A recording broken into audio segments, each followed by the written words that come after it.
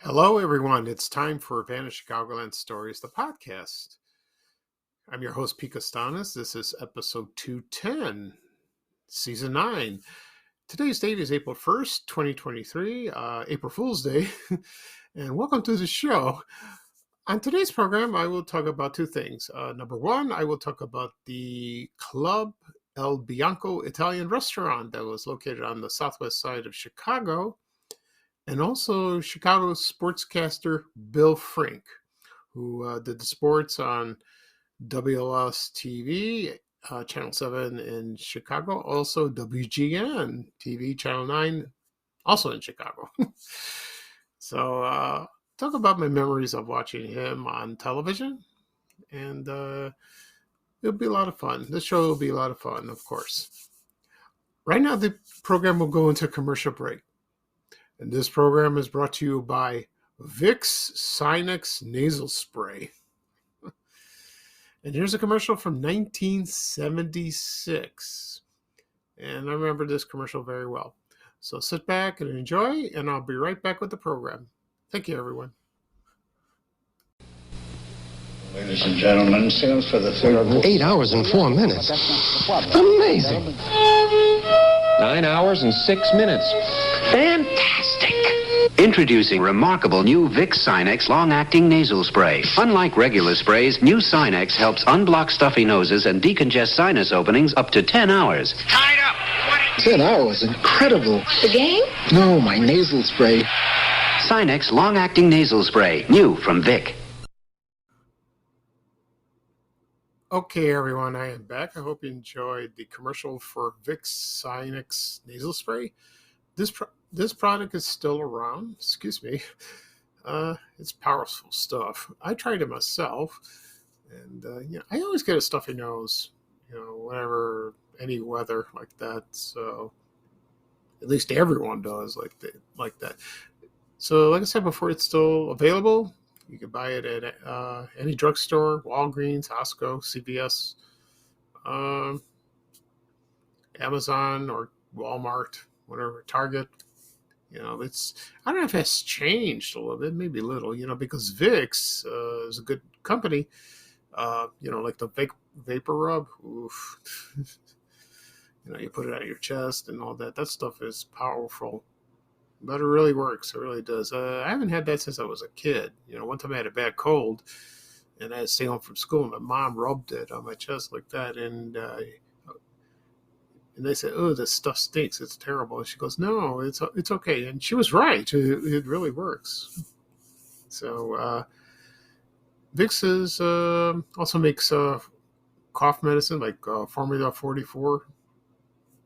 Remember that? So I think it's still around. No, I don't know.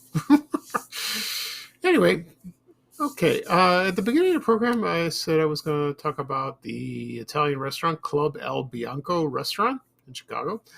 Also, Chicago sportscaster Bill Frink. Before I get started, I'm going to give you a health update about me. I got the results from a doctor, regular doctor that is. Everything is fine. Blood pressure is good. Cholesterol is good. Heart rate is good. I had a PSA done. I won't say what it is, but it's good news. It did go down. So the Xtandi, that medication I take for the spot on my rib, it went down. But I'm not cancer-free yet. I'm waiting for the urologist to declare it. So one bad thing, my glucose is a little high. And so that's probably part of it. And because the reason is my calcium is high, a little high. And the doctor suggested I speak to the urologist because it may be due to the medication And I'm taking it for the prostate cancer, for it lowering the PSA. It could be the Orgovix or it could be the Xtandi, so we don't know. So I have to wait for him. They fax the results, faxing. Do they still do that here? They fax the results, the test results to my urologist and see what he says. I might see him before April 18th, maybe wait till then. And I don't know, maybe get treatment in the form of a pill or go to the hospital. I don't know, to have it lowered. Have a little lower. My kidney function's tad high, a little bit, but I don't think it's nothing to worry about. It could be caused by that. So we'll see. But that's the good news. Oh, and yeah, so that is the good news. We'll see. And I got 17 more days to go to see him. But I will take another blood test before I go see my doctor, my urologist, that is. So, it's better to take a second one just in case. Okay.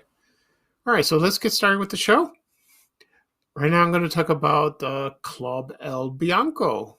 Yeah, I never talked about this on the show.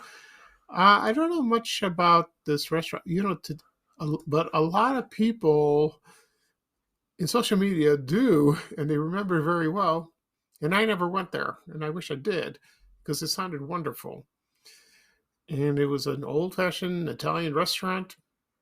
It was located at 2747 West 63rd Street in Chicago in the Marquette Park neighborhood. And it featured a lot of Italian meals. Yeah, wonderful cuisine like that. And they call it the Special Fiesta Dinners. And the owner his name was Henry Bianco. I didn't find much information about him. All I know is he opened the restaurant in 1948. And he had a very novel idea. So, and he had like deluxe family dinners, and it was served like for special occasions, like a birthday, a holiday, or just any occasion. And the dinners were, of course, like family style, so you need as much as you like, which is, they still do that somewhat today. If you were invited to, like me, going to a wedding, like a Greek wedding or a baptism, like that, and you just help yourself. And they had all kinds of wonderful, wonderful Italian dishes. And I found a menu of that place, and then I found a picture of the place outside and inside. And it says here, according to that, the atmosphere was kind of rustic, and there were the tiles were green and red, and the stools are green. Oh boy, I would love to see that. And they didn't have like a private rooms, not really, but I guess you could reserve something, if you do that. But they had a great selection of wines, like, for example, Asti Spumanti, Fraschiti, maybe Chianti, something like that around there. And so they had the food carts. It was special food carts. And the funny thing about these food carts, it was a little Sicilian donkey. So he's probably cute. Oh, he's not a real donkey. I don't think so. You probably smell. And so they probably served, let's see, for example, probably all kinds of cheeses and nuts and pastries like that. So that sounds wonderful. Probably snacks or hors d'oeuvres, before your meal. And a lot of people visited the restaurant, from all over, from the neighborhood, probably north side, south side, from the city, probably famous people.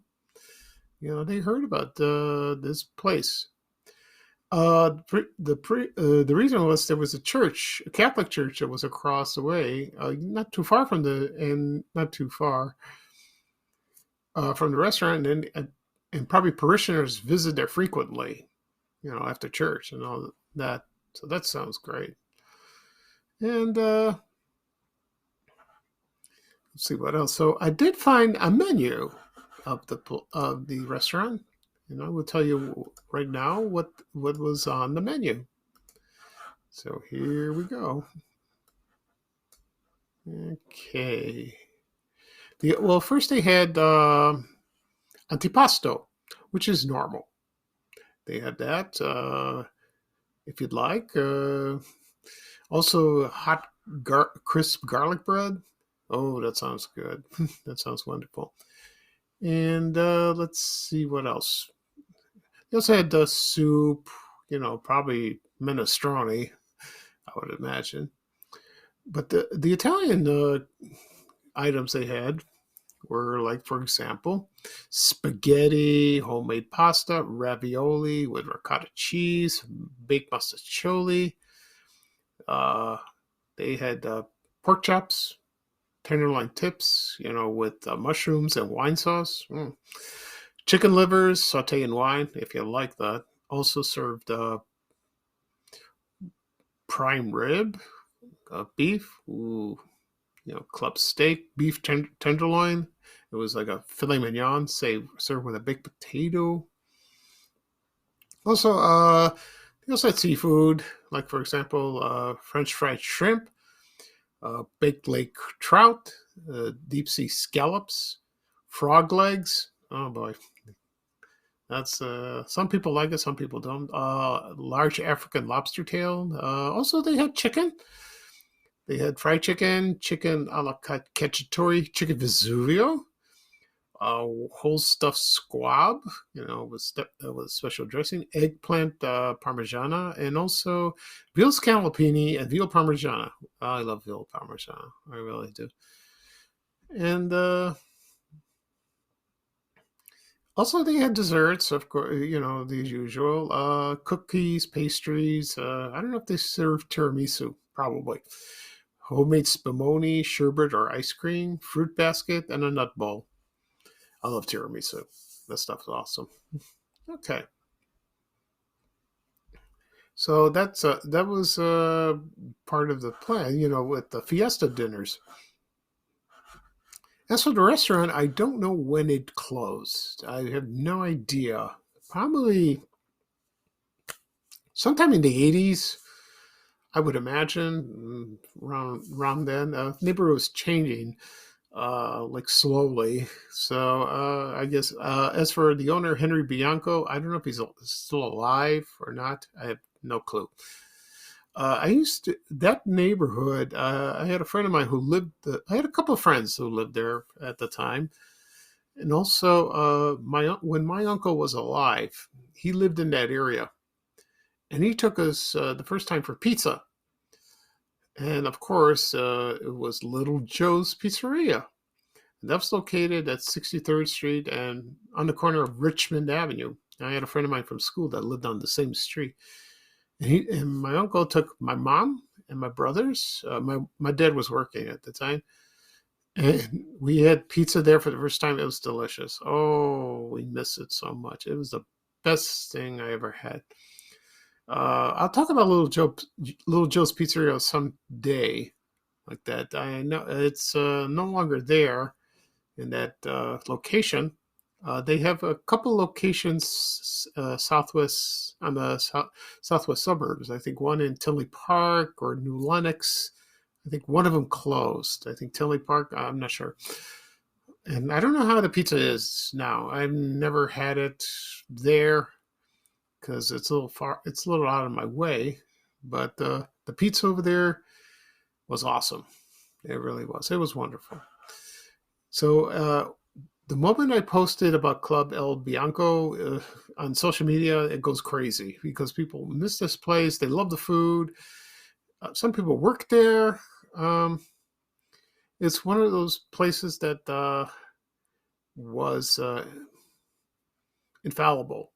It's nothing was wrong with it. The food was perfect. It was delicious, and people kept going there all the time. They went, they loved it. So that's that for that. Okay. So right now I'm going to talk about Chicago sportscaster Bill Frink. But before I do, I'm going to take a quick break, and I'll be right back.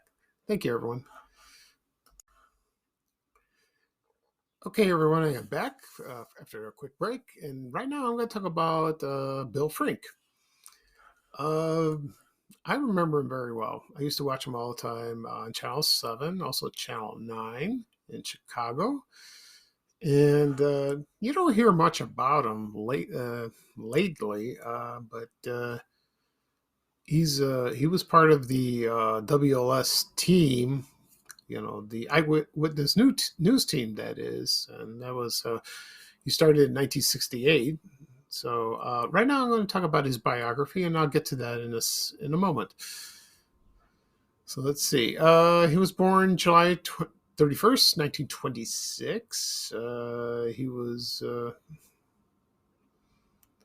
He was from Elkhart, Indiana. I think he's born there, I imagine. And he started as a sports announcer there in high school.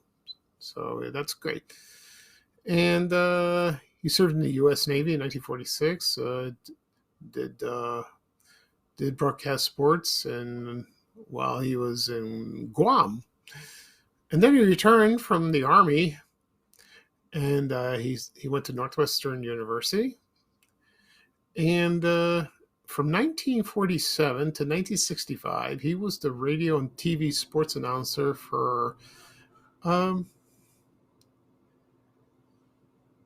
Let's see. For like a radio station was WEAW, and that was based in Evanston, Illinois. I'm not very familiar with that radio station. So, but now it's WKTA, and so that's based in Evanston, Illinois, and other radio stations as well, such as downstate, also in Saginaw, Michigan, Lima, Ohio, Louisville, Kentucky, and then he landed back in Chicago for WCFL.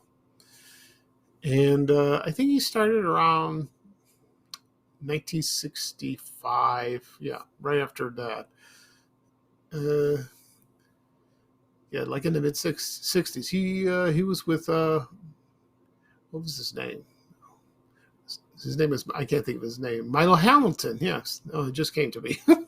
Remember he did for the Cubs, like that. And he was there for a while. And then in 1968, WLS. They were from WBKB to WLS TV. They changed that. They wanted to create a eyewitness news team, a very special news team. I think it's one of the first. And that consisted of Fahey Flynn, Joel Daly, and John Coleman.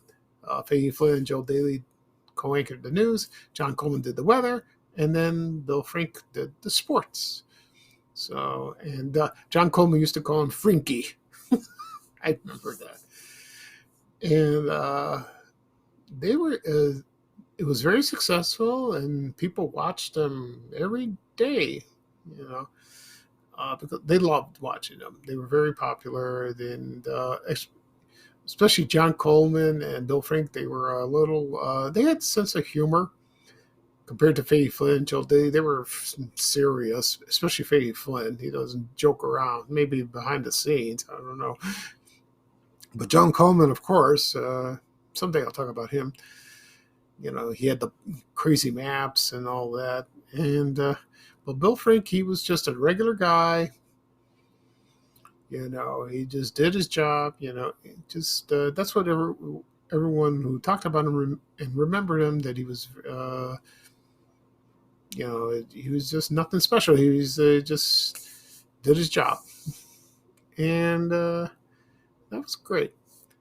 And then in 1979, I don't know, he there was some conflict or something like that, and either got fired or I don't know what happened exactly. And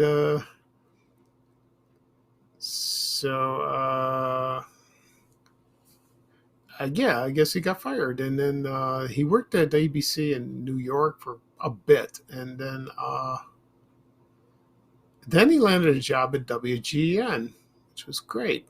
And so he did the sports, and he was with John Drury at the time. He did the news at the 9 o'clock news, like that, because it started in 1980, and Tom Skilling did the weather, which he still does to this day. So that's great. And he was there until 1984, but he didn't officially retire until 1990. So he was like on the payroll, but he was probably there, probably filling in, or just did a spot or two, and then that was that. Okay, so right now I'm going to play a segment of that features Bill Frink doing the sports. This is from April 15th, 1982, on the 9 o'clock news on WGN TV, Channel 9 in Chicago, courtesy of Fuzzy TV Memories. And it's by Rick Klein. Thank you, Rick. From the Museum of Broadcasting. So just sit back and listen to him, and it takes you back to a nice era, when you did sports like that. Okay. When not me, I mean, when they did it. Okay, so here's Bill Frink with the sports. And I'll be right back after this segment. Thank you.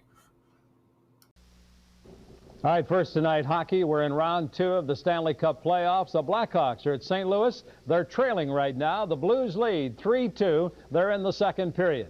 The first period belonged all to the Hawks.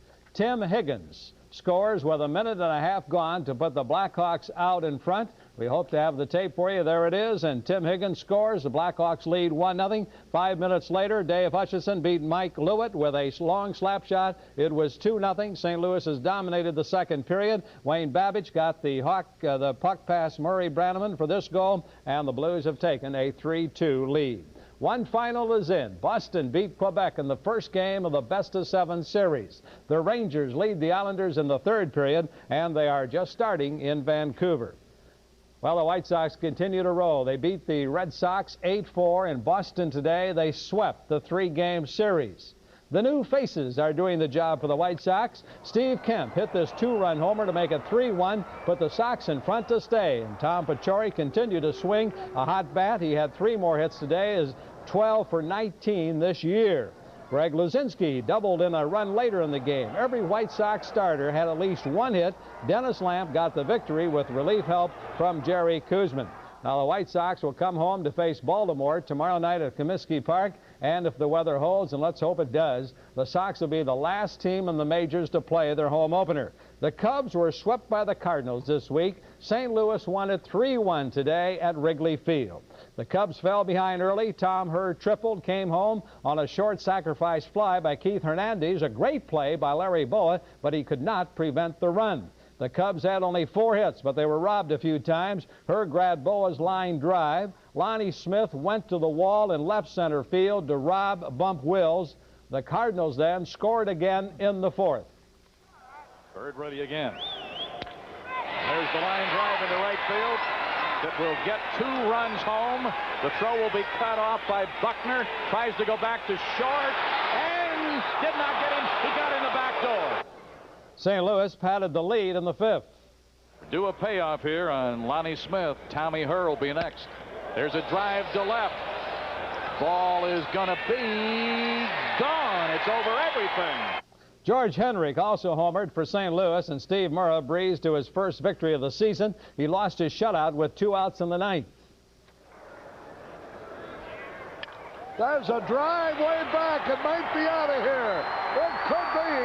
It is. Holy cow. Keith Moreland's 4th home run, but the Cubs lose 6-1. They'll play in Pittsburgh tomorrow. I want to remind you that our telecast starts at 11:30 tomorrow morning. Elsewhere, Philadelphia, will you be up, John?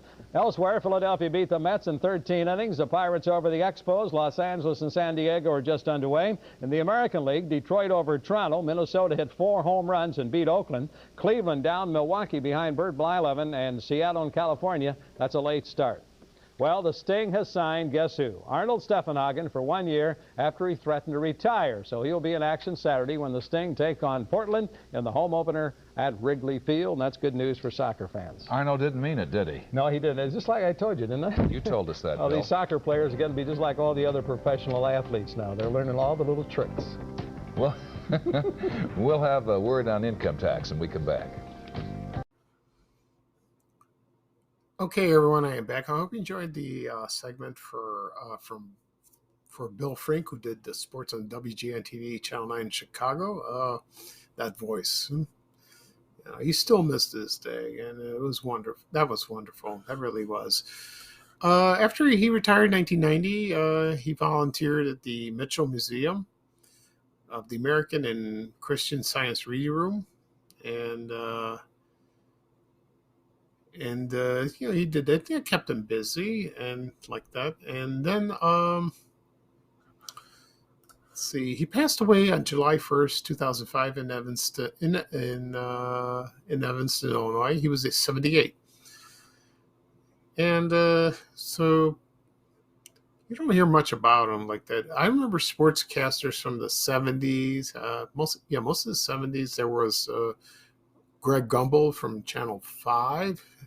Also Tim Weigel did that. Then he moved to Channel 7. And also, do you remember, I don't know if you remember Bruce Roberts on WBBM TV Channel 2. He had the wild plaid jackets. He was wearing that. He seemed like a nice man. I used to watch him. I like to, maybe I'll talk about him one day on a podcast episode. Bruce Roberts, that is. I find him interesting, so that'd be a lot of fun. And so that's let's see what else. So I guess that's it. Sportscasters today, we have wonderful sportscasters, that do coverage on the Cubs, the White Sox, the Chicago Blackhawks, the Chicago Bears, the Chicago Bulls, of course, and all of them. They do a fantastic job of doing that. Doing the play-by-plays and then inject a little humor while they're talking. You need that. You don't want some boring person. No way. Okay, so that's it for this for this program. Today I discussed the Italian restaurant Club El Bianco. The restaurant Club El Bianco, and also Chicago sportscaster Bill Frink. I will do another podcast episode probably Tuesday. We will see. And this podcast will be published later on today.